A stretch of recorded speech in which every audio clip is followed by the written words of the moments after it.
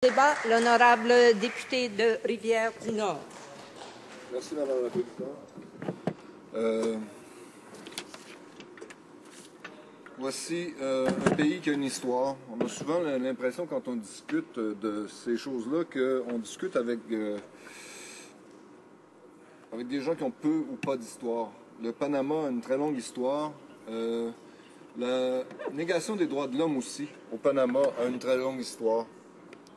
La première fois dans ma vie où j'ai entendu parler du Panama, c'était tristement à cause de notre premier ministre de l'époque qui faisait enregistrer ses bateaux.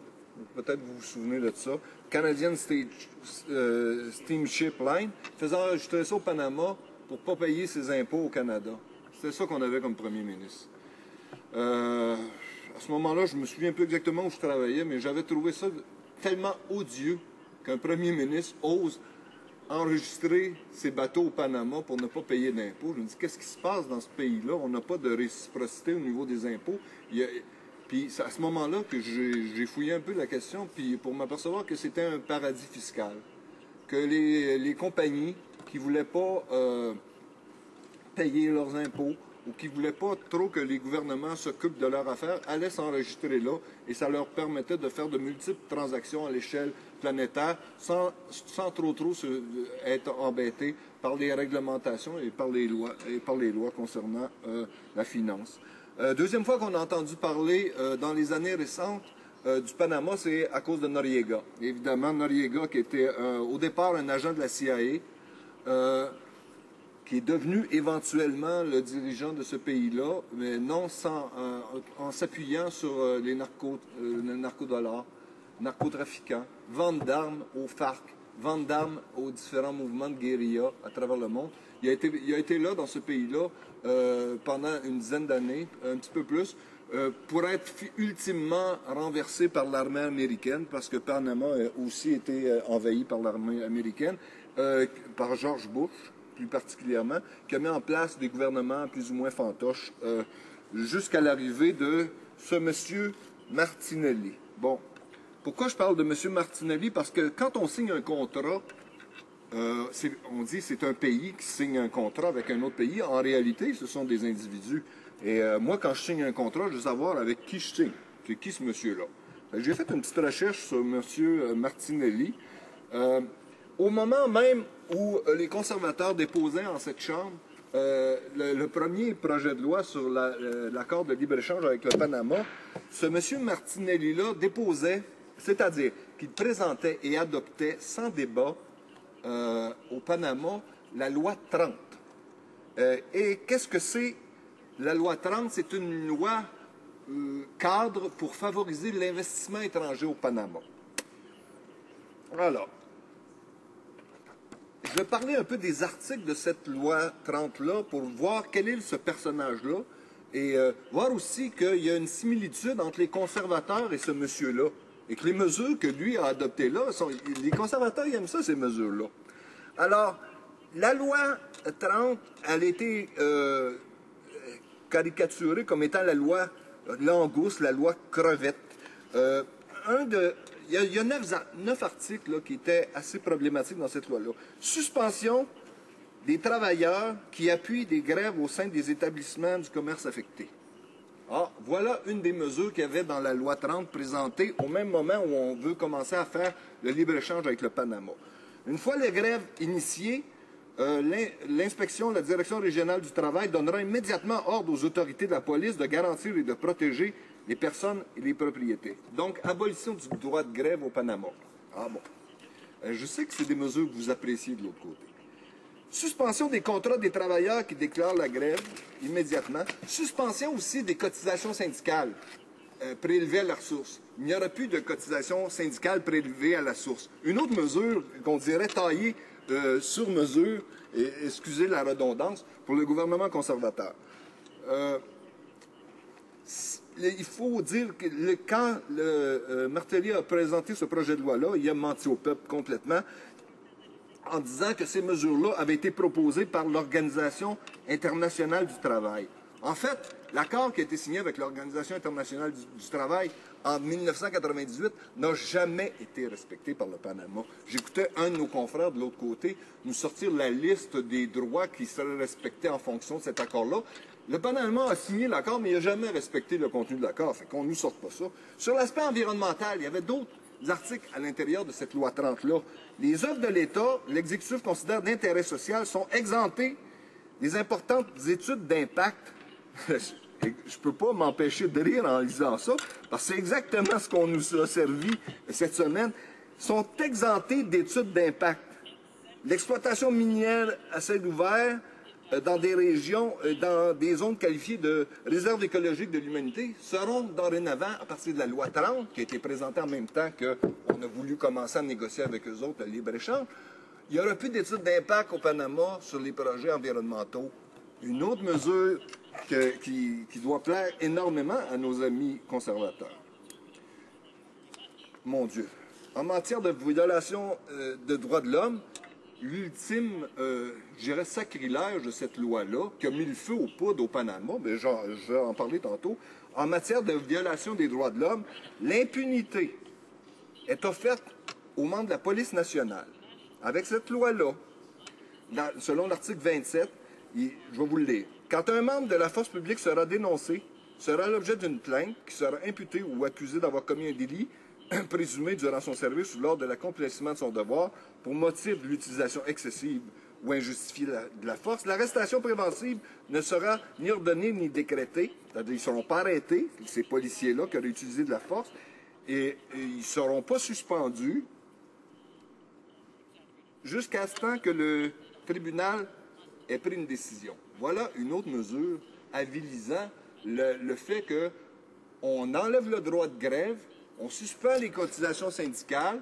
S'il y a des mouvements qui font en sorte qu'on est contre ces mesures-là, on envoie la police et la police peut faire tout ce qu'elle veut. Quel merveilleux monde. La réalité, la motivation première de cette loi-là présentée par Martinelli a été révélée lors d'une conversation qu'il a eue avec le président de la Corée du Sud. Cette loi permettra aux multinationales de s'établir dans le pays et de se sentir comme si elles étaient sur leur territoire. J'ai lu qui dit ça, là. Avec les facilités et n'importe laquelle des zones défiscalisées, nous avons dans le pays, les entrepreneurs du monde entier pourront venir et trouver des conditions de stabilité sociale, économique, qui cherchent pour mener leur affaire. En d'autres mots, on tient le mouvement ouvrier à terre, on a la police dans les mains, venez vous investir. C'est sa loi, c'est exactement au même moment où on a présenté notre accord de libre-échange. C'est sûr que cette loi-là n'a pas passé comme du beurre dans le poêle. Il y a eu des grèves. Il y a eu un mouvement de grève important qui s'est amorcé à ce moment-là. Des milliers d'employés ont fait la grève un peu partout. Malheureusement, il y a eu des morts. Et oui, parce que on avait donné la possibilité aux policiers d'agir selon leur vie, sans trop être achalés par les tribunaux et les droits humains. Effectivement, il y a eu des morts, il y a eu des menaces, il y a eu des arrestations. En fait, jusqu'à aujourd'hui, cette terreur-là a continué.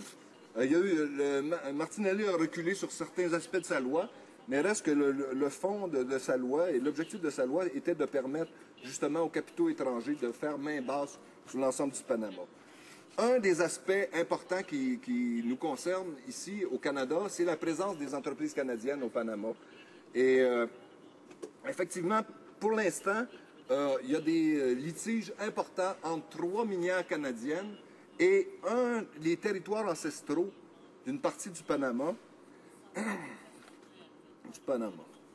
3 importantes compagnies minières, Idmet Mining, Corient Resources et Petaquilla Mining. Ils poursuivent des projets là-bas et les Autochtones des territoires sur lesquels ils poursuivent le projet sont contre ces projets-là et tentent de renégocier les bases de ces projets-là. Il y a 3 hommes qui ont été tués cette année, en avril 2012, dans la réserve de Gnobé-Boulé. Ils ont été tués, une douzaine de blessés, une centaine d'arrêtés lorsque les forces policières ont été mandatés pour mettre fin aux occupations des mines et du territoire sur lesquels sont nos mines canadiennes. L'intérêt, je conclus, s'il y en a qui veulent avoir plus d'informations sur ce qui se passe présentement au Panama, sur la position de nos entreprises présentement au Panama, sur les droits qui sont bafoués, les droits autochtones en particulier, posez-moi des questions. J'ai plusieurs informations à l'intérieur de mon document. Merci. Des commentaires. L'honorable député de Kitchener-Conestoga. Well, thank you, Madam Speaker. It's been obvious for some time since I've been here in Parliament that the NDP is not in favor of expanding our markets to other parts of the world. And I think we need to remind Canadians that currently Canada does export a lot of goods to Panama: machinery, precious stones, meat, aerospace products, minerals, fuels, and oil. But, Madam Speaker, the part that's most troubling for me is that within this trade agreement, there's going to be increased access to the beef and pork market for Canadians, so the Canadian farmers can have access to the markets of Panama. And I'm just wondering if my colleague, I'm from a riding that has a large number of farmers and a lot of agricultural products are produced and processed. And I'm just wondering if my colleague from the NDP and his party are not interested in supporting our farmers in Canada, or what is their reason that they would be against increasing the opportunity for trade for our agricultural products? L'honorable député de Rivière-du-Nord. Écoutez, l'intérêt actuel du Canada, malgré ce que mon confrère en pense, c'est pas par rapport au marché marginal que pour avoir le bœuf canadien au Panama, c'est le marché gigantesque des minières canadiennes qui sont là-bas au Panama. Et on a un exemple ici de Corient Resources Incorporée, qui est une minière canadienne, qui fait des séances d'information là-bas auprès du peuple qui demeure dans cette région-là, appartenant au Gnébé-Boulé, et ils leur font signer des papiers comme si, pour bénéficier de séances de formation et autres avantages sociaux. En fait, ce que les gens ne savaient pas, c'est qu'ils signaient des projets pour accepter le projet de mine à ciel ouvert sur leur territoire. The honourable member for Sydney Victoria. Thank you, Madam Speaker. And on this free trade agreement, I spent personally a lot of time in Panama. Panama is moving forward very fast since Noriega's been gone. It's a great opportunity for Canada to be doing trade, especially when they had the Panama Canal there. We could be bringing stuff in, transshipment. They look for our products, and I think we have a lot of products we could be buying from them, especially exotic fruits and vegetables. But my question is to my colleague, we know that we have a very big concern of what's happening in Panama. It was on the National last night, what they're doing with the mining sites. But if we were doing a proper job on the mining sites, if we were doing the right thing in our resource extracting industries, would my honourable colleague agree that we shouldn't have a good trade deal with Panama if we were doing the mining industry in the right way? L'honorable député de Rivière-du-Nord. Nous avions présenté une série d'amendements. Bernabe New Westminster, le député, a présenté une série d'amendements qui auraient effectivement permis de faire en sorte qu'un accord de libre-échange avec un pays qui vit ces problématiques-là, que le pays soit protégé d'une trop grande mainmise des investisseurs étrangers, notamment canadiens, sur les ressources minières, sur les ressources de ce pays-là. Malheureusement, l'ensemble des amendements qu'on a présentés ont été refusés.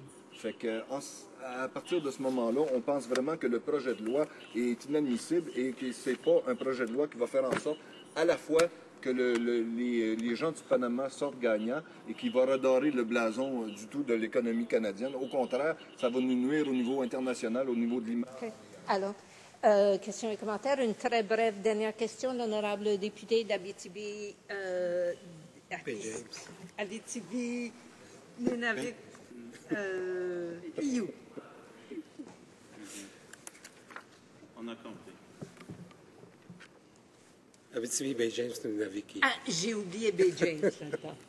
Merci, Madame la Présidente. Je suis ravi et félicitations à mon collègue, je suis ravi qu'il ait soulevé les questions des droits des Autochtones au Panama. On sait que le Panama a signé au-delà de 27 instruments de droit international, droits humains, et dont le Pacte international sur les droits civils et politiques. Récemment, le Comité sur les droits de l'homme a souligné l'absence de processus de consultation des Autochtones au Panama. Et je me demande si mon collègue aurait d'autres informations par rapport à cela, parce que c'est une question préoccupante dans la mesure où nous avons maintenant, au niveau international, la Déclaration des droits des peuples autochtones des Nations unies, qui est en vigueur maintenant.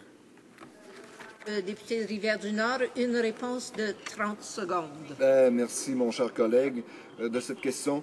C'est une préoccupation totale, le sort qui est fait aux Autochtones là-bas et les revendications qui sont bafouées.